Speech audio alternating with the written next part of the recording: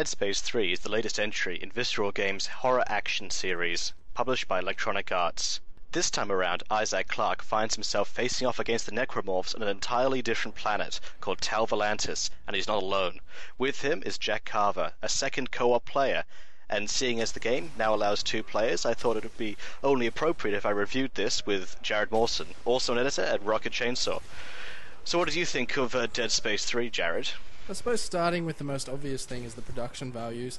I was playing on PC, you were playing on PlayStation 3 if I'm correct? That's right. Yeah, on PC, maxed out, I thought the game was absolutely gorgeous. It was enhanced with numerous rendering effects such as space green ambient occlusions and a bokeh-like depth of field.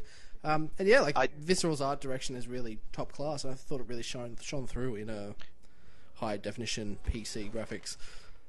I don't know what most of what you said meant, but I'm a fan of the Dead Space games universe, and I've seen the films, I've played all the games, even Extraction, and I found them all, to be pretty good.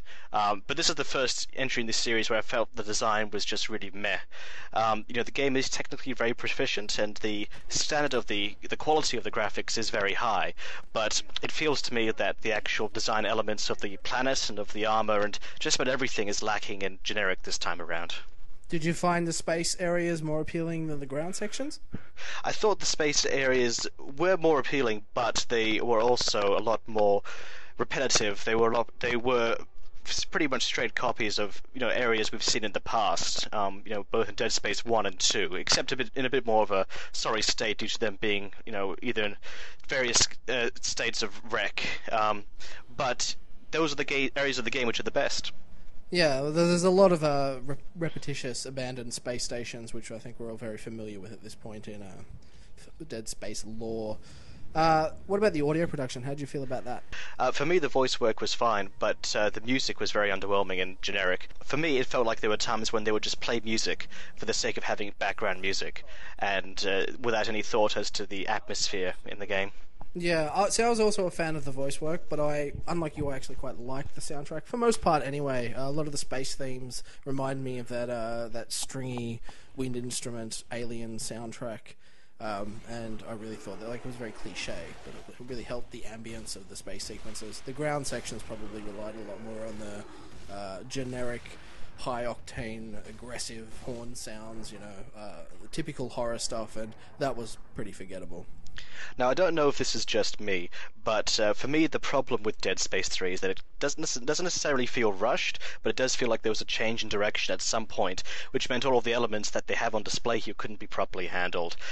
Perhaps Tal Volantis was the focus originally, and then upon seeing the lukewarm reception to that, the initial area in the game, which is a space junkyard, which is much more interesting, maybe that was developed in response to the initial reception to Tal Volantis, and I don't pretend to know what went on behind the scenes, but the way the story's handled does feel rushed. I feel very similar. I probably wouldn't call it rushed. To me, it feels like it was handled by a B team who had all the pieces of a Dead Space game, but couldn't quite stitch them together in the way that the last 2 games were made. It seemed quite mangled, and didn't have a very good vision, and it was misdirected at some point. Well, I also say rush because on PlayStation 3 I found a lot of glitches. One saw me falling through the floor. There are several sections where you have to climb up walls and I would just fall through the wall. And occasionally Isaac would just explode for no reason. But that could also be due to the combat. The combat's neither scary nor particularly fun this time around. All the fun things you could do with limbs and dismemberment in past games, they've all been explored. They've already done all that. And so now we're just going through the motions again. And the only way you're kept on your toes is with enemies now spawning behind your back, killing you before you have a chance to react. I felt very similar. To me, it felt like they completely ran out of ideas on how to really keep it fresh. They were recycling a lot of the Necromorph ideas from the past 2 games, and the only way they could inject any kind of originality to it was to speed up the combat. So combat happens more frequently, enemies are even more aggressive, encounters themselves have a greater variety of enemies that you have to fight at any one time, and there rarely seems to be any downtime between each enemy encounter, and it just it loses the touch of the combat in the past 2 games because it's just over and over again you're fighting these waves of opponents. And the other problem is that now they've introduced cover shooting, and they actually have normal human opponents as opposed to just necromorphs this time around. And there's no need for it. The system isn't built for it. You can only take on cover behind certain types of objects, and it feels really clunky. And on top of that, the humans just unnecessary. They don't actually have any challenge to them, really. You're just stopping and popping. Yeah, it's exactly the same for me. There's no cover system there, so you don't feel like there's any snappy, fast, and responsive combat system. And the AI is so awfully stupid that you can really take out a scene of humans very, very quickly with almost no effort. It feels like an afterthought kind of opponent. Now, in terms of puzzles, there are some good ideas, but they're often undermined by presenting the solutions to them right under your nose. There's one puzzle towards the end of the game where you have to decipher combinations to certain doors, but often the combinations just painted on the wall for you, and you just need to put it in. It's just, it's just treating you like an idiot. The levels are long, but the checkpointing is what really hurts for me. There are occasions where you can complete a chapter, carry on to an optional submission, complete it, die, and then get sent all the way back to the start. It's very, very annoying. Yeah, I lost progression through about a whole chapter, having had that happen to me. I died at the end of it. I quit after that. And when I loaded up my save, I was all the way back at the start of the chapter, and I had to complete the optional side quest again and go through the whole chapter all over again. And I agree with the puzzles as well. I think there were some good ideas there, but I also felt it was really repetitious of Dead Space's old puzzles. I mean, it's always the same kinetic drag and drop, and it's always, using stasis to slow down a spinning fan to pass by. I felt I'd done it all 100 times before, and there wasn't really anything new here to keep the gameplay original. So one new inclusion is looting. Now, how did you feel about that? I thought it was completely out of place. I have no idea why they included a loot system. I guess I can see the idea behind it of, Isaac's always been an engineer, so he's mixing and matching parts. It's supposed to be kind of gritty and industrial. And I suppose that idea of taking elements of certain weapons and constructing your own is a good idea in theory, but with Dead Space 3, it feels almost like it's trying to replicate the Borderlands formula of just having this abundance of equipment that you have to find, and it's all very forgettable, clumsy, and it's not intuitive. It's bizarre. The upshot of the looting system is that you can build your own weapons and customize your own weapons now, which sounds like a cool idea, again stemming from the fact that Isaac is an engineer. But it doesn't bring much new to the table. Combining a blowtorch and a saw blade shooter, for instance, sounds really cool, but the do-it-yourself weapons aren't as satisfying as the well-tuned presets we had from past games, which were proven to be effective. Yeah, I feel exactly the same way. Now, the game this time around centers around Tau Volantis, an ice planet, which is supposed to be the marker homeworld, which is the source of all the necromorphs who have been trying to kill Isaac in various ways throughout the games. Now, I thought this would be a sort of a cool location, no pun intended, but it really does lack any kind of personality, and it's not scary at all. The best ideas are the space junkyard at the start, which I've mentioned, and the reason for that is because it becomes a sort of free-roaming environment where you can go to different ships in the junkyard and you can explore different areas, but it does feel tacked on because it's so limited and it only takes up the first few hours of the game. There's also a later environment that also shows some more personality that's right at the end of the game, and either would have been a better focus for Dead Space 3. Yeah, the space junk environments for me were the best parts by a long shot. I really like this idea of having a large explorable area where you could take things in at your own pace. That reminded me a lot of the pacing of the original Dead Space, and to a lesser extent Dead Space 2. But once you got to the planet, it was a very typical stormy snow planet. There wasn't really a lot of originality there, and I didn't think there was much of a drive to keep moving forward. I didn't feel there was a unique location around every corner. It just sort of felt very repetitious and very samey.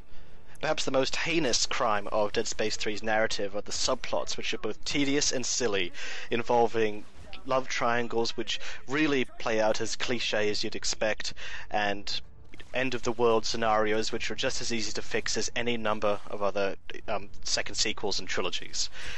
Don't expect this to be the last Dead Space game. It doesn't answer as much as it's purporting to, and it isn't as much of a climax as I was hoping for either. I mean, for me overall, Dead Space 3 is just one big disappointment. It's only just good when I wanted it to be great. Yeah, I mean, I was very similar with the narrative. anybody expecting it to explain anything is going to be very disappointed because it explains basically nothing. And in fact, it probably muddies the story a little bit more and makes it even more convoluted and ridiculous. And yeah, like the love triangle thing was it was a really transparent attempt to inject some drama into the plot and the relationships, and it felt very out of place in the kind of game that Dead Space probably should be. And I feel very similar. I really wanted an excellent game, as I enjoyed the first two Dead Space titles, and I really enjoyed Extraction as well. But this one, I felt lost in it. I felt like it was misdirected, and it didn't feel like it had a good head on its shoulders. Now, the only thing here which we haven't brought up yet, and which Dead Space 3 is making a big deal out of, is the co-op. Now, co-op, I believe, is handled relatively well. I played it, whereas Jarrod hasn't. In single player, there are areas inaccessible to Isaac, which can only be visited when you're playing through in co-op. And they do technically add hours to the gameplay experience, but it does hinge on whether you find John Carver, the new character, interesting. He has a sort of a past to do with his family, and if you want to know more about that, then you do see inside his psyche. But to be honest, if you were just playing it to see how the Necromorph story plays out, then you'll be fine with the single-player game. And if you do that, then you'll just see John randomly pop up in various places as main character, which does become quite confusing if you're not aware that he's actually supposed to be the co-op player. Yeah, John popping up every now and then. If this was a past Dead Space game, you would assume he was bugging out or he was one of Isaac's hallucinations. The game does not do a very good job of injecting him well in this single-player experience. If you want to learn more about him, then you really do need to play co-op. So look, overall, Dead Space 3 is good, but only just good. It's only just scraping in on the past merits of the last two games. The location this time around is really tiresome, and the focus on action, I believe, is a mistake. And the only elements where it succeeds are the ones which I liked from last games, and they've been watered down to the point of being unenjoyable. It's better than average, thanks to technical presentation, which is still strong, but it's not in any way memorable for me. Yeah, it was exactly the same for me. I felt it was a Dead Space game that focused on all the series' weakest points and ignored its strongest points. It felt detached from the series so far, and just felt it was under a mangled direction. What will you give it? So I think we both agree on the score, and Dead Space 3 is a 6 out of 10 game. It's a good game that will appeal to anyone interested in the genre, but it's nowhere near the excellent third installment in the Dead Space series that it could have been. I'm exactly the same. It's a 6 out of 10 from me as well. Alright, that's it. Thanks for tuning in, guys, for our review of Dead Space 3, and keep up to date with all the latest video game news and reviews on rocketchainsaw.com.au. This one's still alive. Bring him here.